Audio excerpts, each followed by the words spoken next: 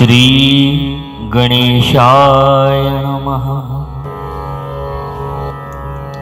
की जिथे माझ्या घराचे बांधकाम चालू होते, मी काही वस्तू आणण्यासाठी स्टँडवर आलो। कोणी एक व्यक्ती माझ्या प्रतीक्षेत होती। कोणीतरी सांगितले, गुरुजी येथेच येऊ लागले आहे, त्यांच्या घराकडे जाण्याची गरज नाही। इतक्यात मी तिथे पोहोचलोही। हे खंदारे गुरुजी मध्यस्थीने सांगितले। मी विचारले, काय हवं आहे? ते म्हणाले, मी प्राध्यापक थोरात परभणी कृषी विद्यापीठात असतो, मला तुमच्याशी काही बोलायचे आहे। मी म्हणालो, बोला, इथेच बोला।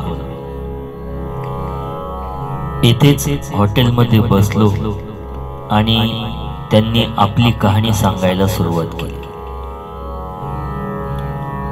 मी परभणी कृषी विद्यापीठात प्राध्यापक PhD करण्यासाठी काही काळ बेंगलोर येथे अभ्यासार्थ राहिलो।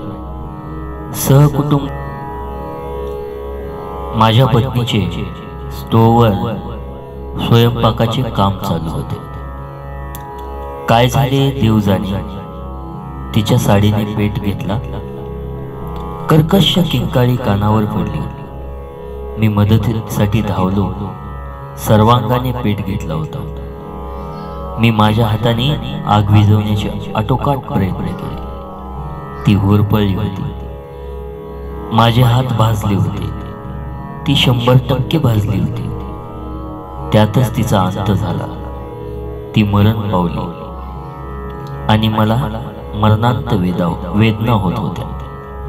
तेव्हापासून माझी शारीरिक व मानसिक होरपळ होत होती। माझे सर्वांग लोखंडा इतके सक्त झाले होते। बेंगलोरला काही दिवस उपचार केले, परंतु ते अपुरे पडले। मग मी पुण्यात ससून हॉस्पिटलमध्ये रुजू झालो।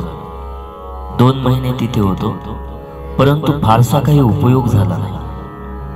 केजमध्ये आलो होतो, तिथे मला आपले नाव सुचविण्यात आले। आम्ही तुमच्याकडे येणारच होतो, परंतु आपणच येथे आलात। आपण काय उपचार सुचवाल? यावर मी म्हणालो, आमच्याकडे एकच उपचार आहे, प्राणायाम। मग प्राणायाम कसा करावा? मी त्याची सर्व पद्धती सविस्तर हॉटेलमध्येच सांगितली। चहा पाजला, कार्यक्रम संपला। हे जाहीर आजपासून दररोज निश्चित वेळेला भावपूर्ण प्राणायाम करावा, हेही सांगितले। 15 दिवसानंतर ते माझ्या घरी आले। या 15 दिवसात एक वेळेसही चक्कर येणे, देहाचा दाह होणे यापैकी एकही घटना घडली नाही।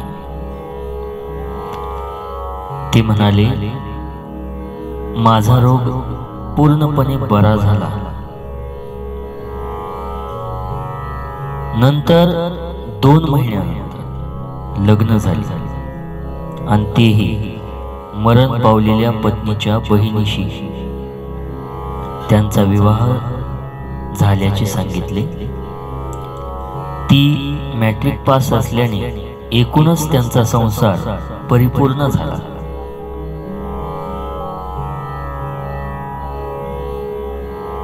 मीराबाई देशपांडे 14 वर्षापूर्वी आल्या आणि मला म्हणाल्या, रक्तदाबाच्या गोळ्या चालू आहेत आणि आयुष्यभर सुरूच ठेवाव्या लागतील असे डॉक्टरांचे म्हणणे आहे। त्यास मी कंटाळून गेले आहे। तेवढ्या गोळ्या बंद करा। मी म्हणालो, चालेल। गोळ्या बंद होतील, परंतु नित्य प्राणायाम चालू ठेवावा लागेल, सकाळ संध्याकाळ। त्या म्हणाल्या, चालू ठेवे. त्या काळापासून गोळ्या बंद झाल्या. प्राणायाम चालू झाला. जेव्हा केव्हा त्यांची भेट व्हायची त्यावेळेस त्या उत्साहाने सांगायच्या, गुरुजी, प्राणायाम चालू आहे, माझ्या गोळ्या घेणे बंद झाले आहे. तेव्हापासून माझा बीपीचा त्रासच नाही, त्यामुळे गोळ्या घेण्याची काहीच गरज राहिली नाही. त्यांचा एक मुलगा इंडिया बँकेत आहे. 6-7 वर्ष झाली असतील. त्याला अधूनमधून सहकुटुंब प्रवासाची सहल करण्याची संधी मिळते. त्यानुसार तो आईला म्हणाला, आपण कन्याकुमारीला जाऊ. यावर आई म्हणाली, मी येईन तुझ्याबरोबर. मुलगा म्हणाला, तुझ्या गोळ्या बरोबर घे बीपीच्या. आई म्हणाली, गोळ्याची आता गरज राहिलेली नाही, मी त्या गोळ्या 7 वर्षापूर्वीच सोडल्या आहेत.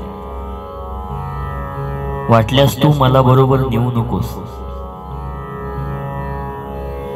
मुलगा म्हणाला, ठीक आहे, तू गोळ्या घेऊ नकोस, पण सोबत तर ठेव.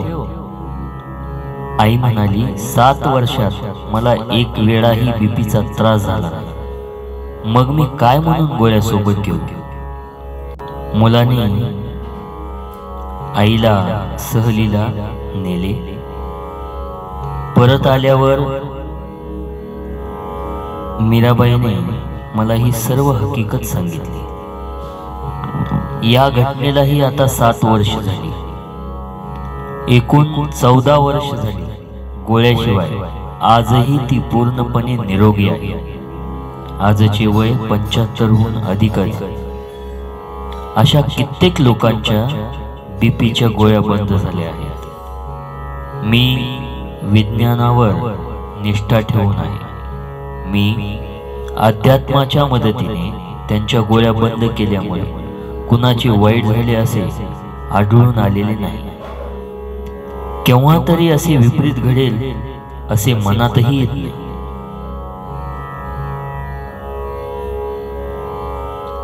– 1973 साल विश्व हिंदू परिषदेचे महाराष्ट्रातील पहिले अधिवेशन पंढरपूर या पवित्र स्थळी होणार होते. या अधिवेशनाचे आयोजन, संयोजन, संचालक परमपूज्य गोळवलकर गुरुजी यांच्या मार्गदर्शनाखाली होणार होते. त्यासाठी दत्ताबाळ यांची प्रमुख उपस्थिती लक्षणीय होती. स्वागताध्यक्षपदी प्राचार्य भोसले हे होते. मला त्या अधिवेशनास उपस्थित राहावे असे वाटत होते. त्याचे कारण मी त्या विश्व हिंदू परिषदेच्या विचारांचा होतो म्हणून नव्हे. तसे मला विचारसरणी मान्यच नव्हती. मीही धार्मिक होतो. मी हिंदू असल्याचा सार्थ अभिमान होता. पण माझे हिंदुत्व विश्वावर, सर्व धर्मावर प्रेम करणारे होते, द्वेष नव्हे. तरी पण त्या संमेलनास जाण्याचा माझा निर्णय झाला. त्या संमेलनाचे एक आकर्षण होते, ते परमपूज्य गोळवलकर गुरुजी. ते संयमी व उदात्त व्यक्तिमत्वाचे. त्यांची बाकीच्याच सारखी संकुचित उच्चखलन विधाने असायची. तरी पण मी तिथे गेलो होतो, ते केवळ गुरुजीसाठीच. पंढरपुरात आम्ही पोहोचलो. चंद्रभागेच्या प्रदीर्घ व पवित्र वाळवंटात भव्य सभा मंडप टाकलेला होता. स्वयंसेवकांची शिस्त व समाजालाही स्वयंशिस्तीत बसण्यासारखी होती. कार्यक्रमाची सुरुवात भाषाप्रभू प्राचार्य भोसलेंच्या सुसंगत व सुमधुर भाषणाने झाली. त्यानंतर अनेक छोटे मोठे वक्ते बोलले. गुरुजी संचलन करीत होते. कमालीची शिस्त होती. शेवटचे भाषण बालयोगी दत्ताबाळ यांचे होते. मराठी भाषेवर प्रकांड प्रभुत्व होतं.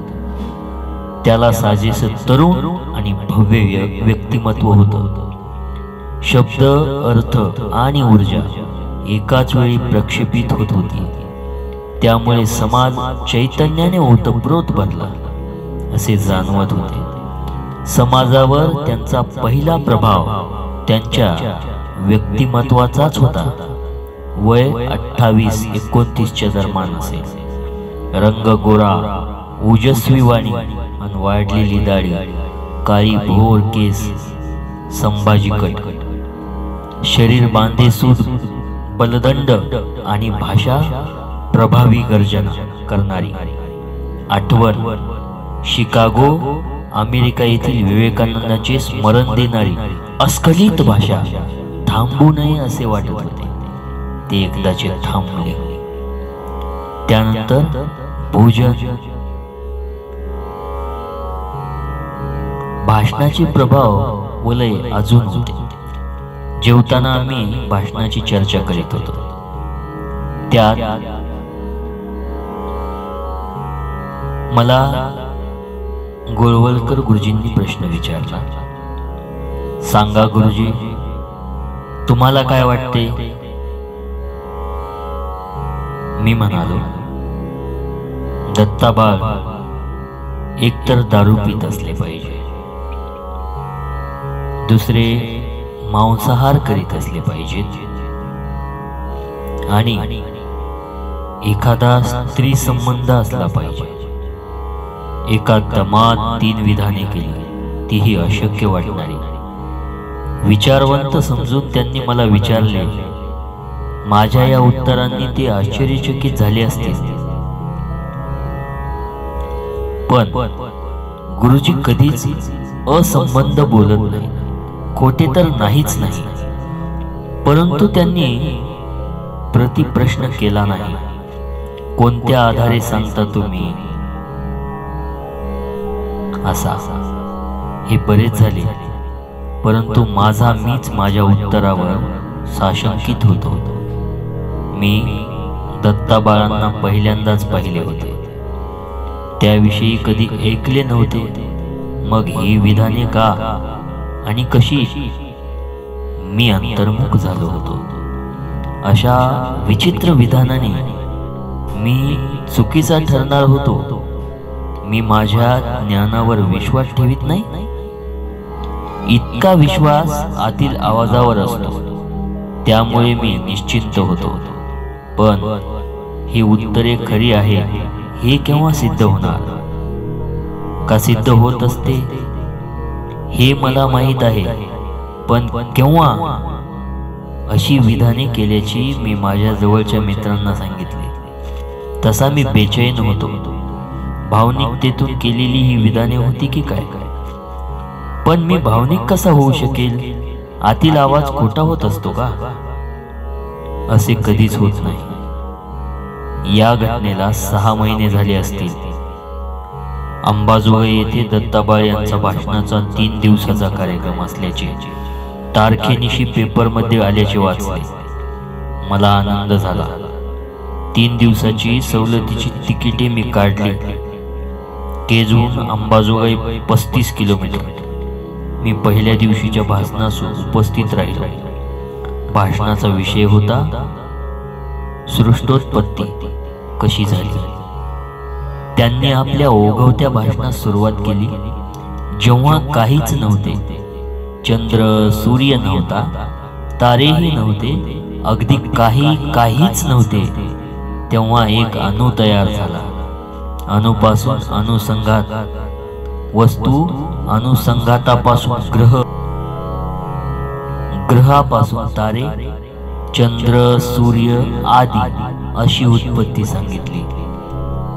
यावर प्रश्न विचारा असे सांगितले. चिठ्ठ्यावर प्रश्न लिहून दिले. त्यांनी अनेकांची उत्तरे दिली, फक्त माझ्याच प्रश्नाचे उत्तर दिले नाही. त्यामुळे मी स्टेजवर गेलो. या कार्यक्रमाचे संयोजक प्राचार्य धाट माझ्या ओळखीचे होते. त्यांनी मला मिठीच मारली. सांगा काही, असे ते म्हणाले. मी म्हणालो, उद्या सकाळी मला दत्ताबाळ यांची भेट घ्यायची इच्छा आहे. वेळ पाहिजे. प्राचार्य दत्ताबाळांना ते म्हणाले, हे माझे निकटचे मित्र आहेत, यांना आपल्याकडे चर्चेसाठी वेळ पाहिजे, केव्हा द्याल? दत्ताबाळ म्हणाले, उद्या सकाळी 9 वाजता. मी म्हणालो, 9 ते किती? ते म्हणाले, 9 ते 12. कोणीच नाही, हेच असतील. मला आनंद झाला, एवढा ऐसपैस वेळ मिळाल्याचा. दुसऱ्या दिवशी सकाळी 9 वाजता गेलो. ते स्नान करून बाहेर आले होते. आमची भेट झाली. ते म्हणाले, बोला. मी म्हणालो, रात्रीच्या भाषणात आपण सृष्टोत्पत्ती कशी झाली हे सांगितले. तुम्ही सांगितले सृष्टी नव्हती तेव्हा प्रथम अणुपासून अणुसंघात, त्यापासून ग्रह तारे अशी सृष्टी विस्तारात गेली. मी म्हणालो, अणुपासून पुढची परंपरा बरोबर, पण जेव्हा अधिक काहीच नव्हते तर अणु कशापासून तयार झाला? सूक्ष्मातून अतिस्थूल हे बरोबर, पण सूक्ष्म कशापासून? काहीतरी अतिसूक्ष्म असले पाहिजे. ते काय? काहीच नव्हते, त्यातून काहीतरी जन्माला आले. हे कसे?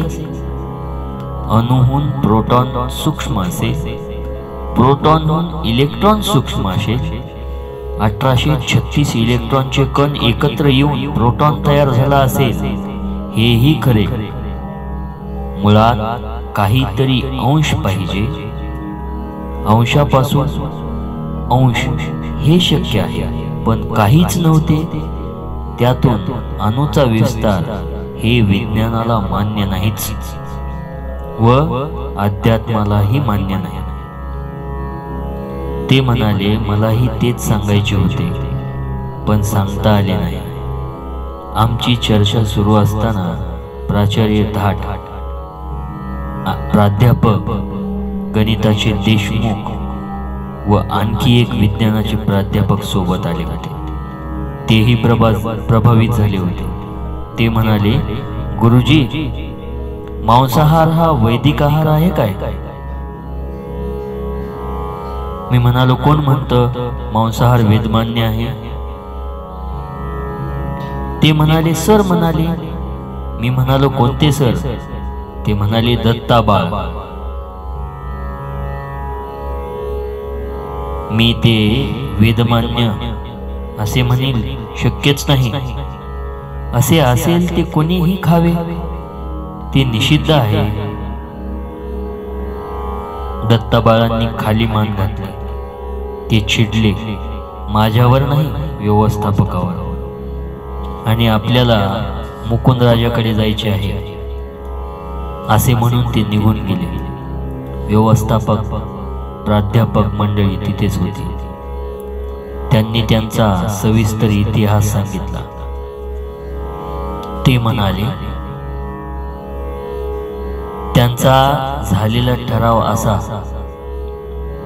गाडीचा प्रवास भत्ता एका वेळेला एक अख्खा कोंबडा कसा असतो त्याची माहिती त्यांनी दिली. आणखी एक रशियन दारूची सर्वात मौल्यवान बाटली आणि तिकीट विक्रीतून मिळालेले पैसे असा ठराव होता. त्यात 2 गोष्टी नक्की झाल्या की ते मांसाहारी आणि मद्यपी होते. आता एकच गोष्ट सिद्ध व्हायची बाकी होती, ती म्हणजे स्त्री संबंध. या घटनेनंतर 15 दिवस गेले असतील. शिक्षक कक्षेत एक गावकरी पेपर पडला होता. त्याच्या अग्रलेखाचा मथळा दत्ताबाळ असा होता. त्याचे संपादक ग.ह. पाटील होते. त्याचे प्रकाशन नाशिकहून होत होते. तो पेपर केज जिल्हा परिषद हायस्कूल येथे कसा आला, त्यात काय आहे याची उत्सुकता वाढली. त्यांनी अशी सुरुवात केली होती, मी दिल्लीला चाललो होतो. गाडी सुरू व्हायला थोडाच वेळ होता. एक तरुणी धावत माझ्याकडे येत होती. तिच्या हातात एक पुस्तक होते. ते पुस्तक तिने माझ्या हातात दिले आणि यावर अभिप्राय लिहा असे सांगितले. मी म्हणालो, अभिप्राय लिहिणार आहे, परंतु या पुस्तकावर नाही. ती म्हणाली, कोठेही लिहा, परंतु लिहा. तिच्याच पाठोपाठ दत्ताबाळ लगबगीत येत होते. तेही म्हणाले, साहेब एवढं काम करा. मी हो म्हणालो. गाडी सुरू झाली. मी दिल्लीला निघून गेलो.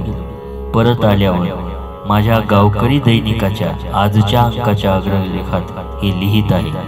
हे पुस्तक होतं दत्ताबाळांचे चरित्र. ते त्या बाईंनी लिहिलेलं. त्याची सुरुवात राम जन्म, कृष्ण जन्म याची सुरुवात जशी पुरातन काळात घडणाऱ्या चमत्काराने केली आहे, त्याप्रमाणेच दत्ताबाळांचा जन्म झाला तेव्हा तिबेटमध्ये काय चमत्कार घडले, इतर देशात काय घडले असे सांगितले आहे. जणू काही हे अवतार आहेत. हे सिद्ध करण्याचा बालिश प्रयत्न आहे.